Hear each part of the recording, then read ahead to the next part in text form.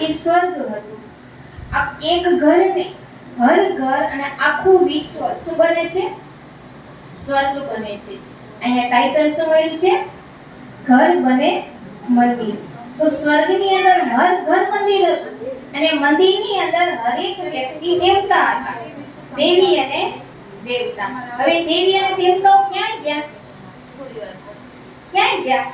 આપણે વિચાર કરીએ જે દેવી દેવતાઓની આપણે પૂજા કરીએ છીએ, બધા દેવી દેવતાઓ ક્યાં ગયા? ચૈતન્યમાં બધા દેવીઓ બેઠા છો અમારી સામે, જે કહેવાય ને 64 જુગણીઓ, જેને પૂજીએ છીએ 9 દિવસ સુધી. બે નવરાત્રી આવે છે, એક ગુપ્ત આવે છે ને એક આપણે મનાવીએ છીએ બધા. હમણાં જ ગયા મહિને જે નવરાત્રી ગઈ છે, તો આ ચૈતન્યમાં એ બધા શિવ શક્તિઓ છીએ અને એ શિવ શક્તિઓએ આપણે બધાએ એક જિમ્મેવારી લઈને પરમાત્મા અહીંયા સૃષ્ટિ ઉપર આવ્યા છે. હર ઘરની અંદર એક દેવી છે અને દેવતા છે.